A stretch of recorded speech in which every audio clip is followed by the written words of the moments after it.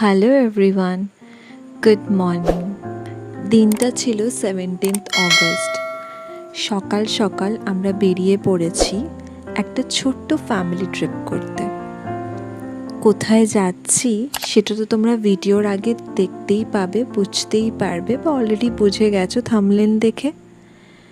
যাই হোক, আমরা যাচ্ছিলাম বন্দে ভারতে করে। আমাদের ট্রেনের টাইমিং ছিল 5:55, সকাল 5:55, বাট ট্রেনই দিল 6:40, মানে বুঝতেই পারছো 1 ঘন্টা ডিলে। যাই হোক, আমরা ট্রেনে চেপে নিজের সিটে বসে পড়লাম আর এই বিউটিফুল ভিউটা এনজয় করতে করতে, অলসো বন্দে ভারতের চা আর ব্রেকফাস্ট এনজয় করতে করতে পৌঁছে গেলাম আমাদের গন্তব্যস্থলে। স্টেশনটা দেখে কি তোমরা বুঝতে পারছো আমরা কোথায় এসেছি? যদি বুঝতে পেরে থাকো তোমরা কমেন্ট সেকশনে কিন্তু অবশ্যই জানিও। হোমস্টে থেকেই আমাদের গাড়ি বলা ছিল, তো এই গাড়ি করেই আমরা হোমস্টেতে চলে গেলাম। আমরা যে হোমস্টেতে থাকছিলাম, দাঁড়াও, কোথায় এসছি আগে সেটা তো বলি। যারা গেস করতে পেরেছো অলরেডি তারা তো বুঝেই গেছো, আর যারা পারোনি তাদেরকে বলে দিই, হ্যাঁ, আমরা শান্তিনিকেতন এসেছি। আমার জীবনে এটা ফার্স্ট টাইম, মানে আমার পুরো ফ্যামিলিতেই এটা ফার্স্ট টাইম আমরা শান্তিনিকেতন এলাম। ফ্যামিলি বলতে আমি, মা আর ভাই আসতে পেরেছি। বাপের কিছু ওয়ার্ক কমিটমেন্টস চলে এসেছিলো, যেটার কারণে বাপের টিকিটটা ক্যান্সেল করতে হয়েছিল। তো আমাদের যে হোমস্টেটা ছিল সেটা হচ্ছে আরও আকাশ। সেটা শান্তিনিকেতন থেকে একটুখানি দূরে, 20 মিনিট লাগলো আমাদের গাড়িতে ওখানে পৌঁছতে। কামারপাড়া বলে একটা গ্রাম আছে, এই হোমস্টেটা ওখানেই। ওদের 5টা কটেজ আছে, 5টা কটেজই ফুল ছিল, যেটার কারণে ওরা আমাদের আর্লি চেকিং দিতে পারেনি। বাট মালিক নিজের বাড়িতে আমাদেরকে কিছুক্ষণ বসতে দিয়েছিল। আর এই যে বাড়ির সামনে বাড়িটা দেখতে পাচ্ছ, হ্যাঁ, এটাই ওখানকার ওনারের বাড়ি। উনি খুব সুন্দরভাবে নিজের বাড়িটা সাজিয়েছেন। সামনের বাগান হোক, কি ভেতরে বসার জায়গা হোক, কি এক একটা ছোট ডিটেলিং হোক, প্রত্যেকটা হ্যান্ডিক্রাফটের জিনিস এত সুন্দর। অনেকগুলো তো উনি নিজেই বানিয়েছেন, আমার খুব ভালো লেগেছে।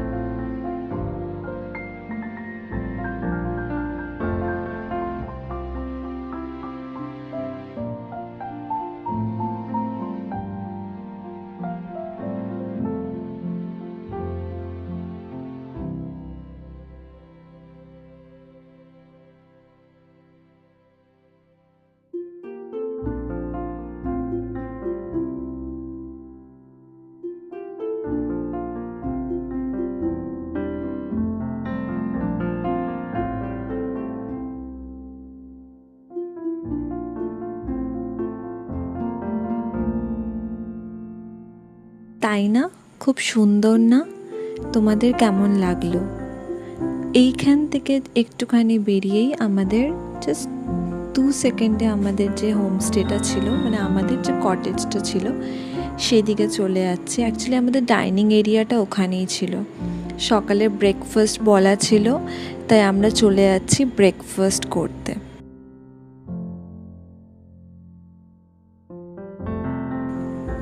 এই দেখো, এটাই হচ্ছে আমাদের ডাইনিং স্পেসটা। এটাও খুবই সুন্দর জায়গাটা। এরকম ভিউ দেখতে দেখতে আমরা ডিনার, লাঞ্চ, ব্রেকফাস্ট সব করেছি।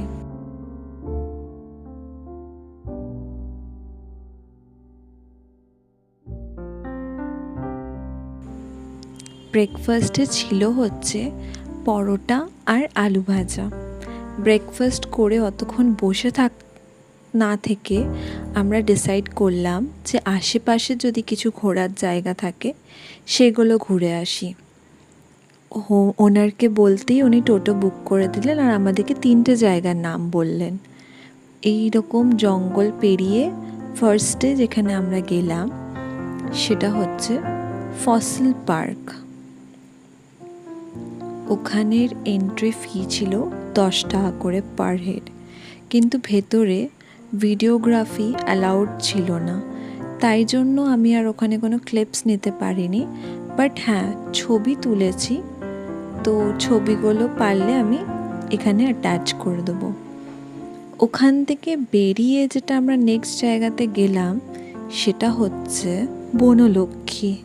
এখানেও প্রচুর হ্যান্ডমেড জিনিস পাওয়া যায়, সুন্দর সুন্দর জামা কাপড়, কি ব্যাগ, কি ঘি, প্রচুর সুন্দর সুন্দর জিনিস পাওয়া যায়।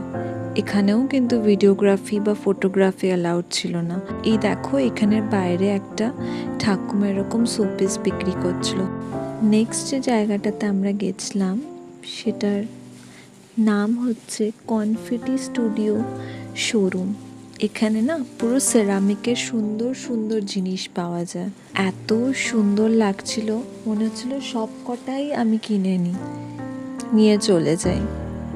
খুবই ডেলিকেটেড পিস। আমরা ওখান থেকে একটা ছোট্ট জিনিস কিনেছি, সেটা আমার শান্তিনিকেতন হল ভিডিওতে তোমরা দেখতে পাবে। আমরা এই 3টে জায়গায় ঘুরে হোমস্টেতে আমাদের রুম পাওয়ার কথা ছিল প্রায় 1টা, কিন্তু যেহেতু রুম খালি হয়নি আমরা ওখানেই ওনারের বাড়িতে কিছুক্ষণ স্টে করলাম অ্যান্ড ফাইনালি রুমটা পেলাম। হ্যালো এভরিওয়ান, ফাইনালি আমরা রুমটা পেয়ে গেছি। আর প্রচন্ড সুন্দর রুম, একদম যে গ্রামে যে অথেন্টিক মাটির বাড়ি হয় এক্স্যাক্ট সেম ফিলিংটা আসছে। আই কুড রিলেট, বিকজ আমার ছোটবেলায় আমার দেশের বাড়িতে এরকম মাটির বাড়ি ছিল, আমি ওখানে প্রচুর টাইম স্পেন্ড করেছি and I love that feeling. তো যাই হোক, রুম ট্যুরটার জন্য আমি আলাদা ডেডিকেটেড ভিডিও ফর শিওর বানাবো। এখন বাজে প্রায় 1টা। তো মা এখন গেছে ফ্রেশ হতে। ভাই এতটাই টায়ার্ড যে ও হাত পা ধুয়ে শুয়ে পড়েছে, ও বলেছে ও খাবেও না, জাস্ট ঘুমাবে। মা বেরোলে তারপর আমি যাব ফ্রেশ হতে, তারপর বাকি লাঞ্চ করে রেস্ট নিয়ে মোস্ট প্রবাবলি বিকালবেলায় সোনাঝুরি হাট যাব। দেখা যাক, এখনো ডিসাইডেড নয় সবার শরীরটা কিরকম দেয়, বিকজ আমরা খুব ভোরে উঠেছি, যেটা তোমরা দেখেছো যে আমরা বন্দে ভারতে করে এসেছিলাম। বন্দে ভারতের টাইমিংটা ইজ 5:55, হাওড়া থেকে ছাড়বে, যেটা অলমোস্ট 1 আওয়ার লেট করেছে আজকে। তো আমাদের যেখানে 7:30টার সময় বোলপুর পৌঁছানোর কথা ছিল, সেটা আমরা অলমোস্ট 8:30টাতে পৌঁছেছি। তারপরে আশেপাশে ঘোরার পর এখন ফাইনালি রুম খালি ছিল না যেহেতু, তাই আমাদের আর্লি চেকিং করা হয়নি। এতক্ষণে আমরা চেকিং করলাম, এরপর ফ্রেশ ট্রেশ হয়ে ভীষণ টায়ার্ড, লাঞ্চ করে ফর শিওর রেস্ট নিতে হবে। তারপর বিকালে কোথায় যাচ্ছি কি করছি সেগুলো তোমরা তো অবভিয়াসলি দেখতে পাবে, সো স্টে টিউন। ফ্রেশ হয়ে গেছি, এরপর লাঞ্চ করতে যাব। ওই সকালবেলা যেখানে ব্রেকফাস্ট করেছি ওই সেম ডাইনিং হলে লাঞ্চ হবে। তো চলো লাঞ্চ করা যাক।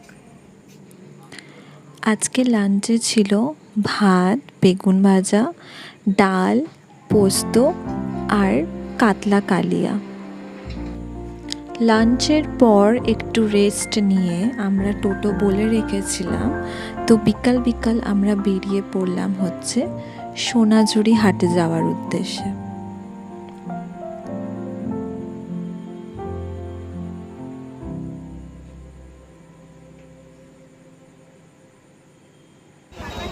আমাদের স্টে থেকে হাটে পৌঁছতে প্রায় লাগলো 40 মিনিট টোটোতে। ওখানে পৌঁছে এত জিনিস, এত সুন্দর সুন্দর জিনিস, শাড়ি হোক কি ব্লাউজ হোক কি ব্যাগ হোক কি শোপিস হোক কি জুয়েলারি হোক, ঘর সাজানোর জিনিস হোক, এত সুন্দর সুন্দর জিনিস দেখে না মনে হচ্ছিল কি ছেড়ে কি কিনি। এই দোকানের ডিটেলস ভিডিও তো তোমরা অনেক পেয়ে যাবে ইউটিউবে। আর সত্যি কথা বলতে এত সুন্দর ছিল জিনিসগুলো, আমি দেখতে এত ব্যস্ত হয়ে গেছিলাম, জিনিস কিনতে এত ব্যস্ত হয়ে গেছিলাম যে খুব বেশি ভিডিও ক্লিপস আমি নিতে পারিনি। তাও যে কটা নিয়েছি আমি অ্যাটাচ করে দিয়েছি।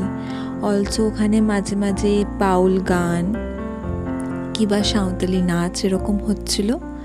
আমারও খুব ইচ্ছা করছিল ওদের সাথে তাল মিলিয়ে নাচতে, কিন্তু না এত হাতে জিনিস ছিল যে আর সময় হয়ে ওঠেনি। তো সোনাঝুরি হাট ঘুরে আমরা সন্ধ্যের মধ্যেই আমাদের হোমস্টেতে ফেরত চলে গেছি।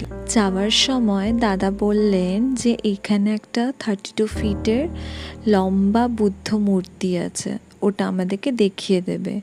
তো আমরা টোটো করেই ওটা দেখতে দেখতে চলে গেলাম, কারণ নেমে আর দেখার মতন টাইম বলবো না, মানে গেটটা এমনি বন্ধ ছিল আর আলাদা করে দেখার মতন কিছু ছিল না। যদি ভেতরে ঢুকতে পারতাম তাহলে নয় দেখতাম। আমরা এই জাস্ট ফিরলাম সোনাঝুরি হাট থেকে, আর হাটে আমি এত শপিং করেছি, আর শপিং করতেই এত বিজি হয়ে গেছিলাম যে আর কোনো ওখানে ভিডিও সেরকম শ্যুট করার মতন টাইম পাইনি। আর এত গরম ছিল যে মানে এনার্জিও ছিল না।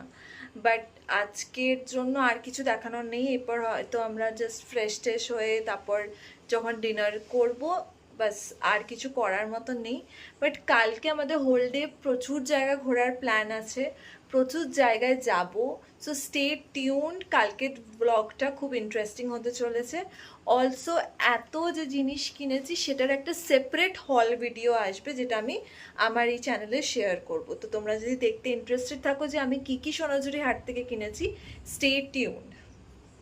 আউটরোটা আমি অলরেডি ডে 1-এর ব্লগের করে নিচ্ছি, বিকজ আর কিছু করার মতন নেই, দেখানোর মতন নেই আজকের জন্য। It's end. So yeah, bye, tata, good night. ডিনারে ছিল রুটি, আলু ভাজা, বাঁধাকপির তরকারি আর চিকেন।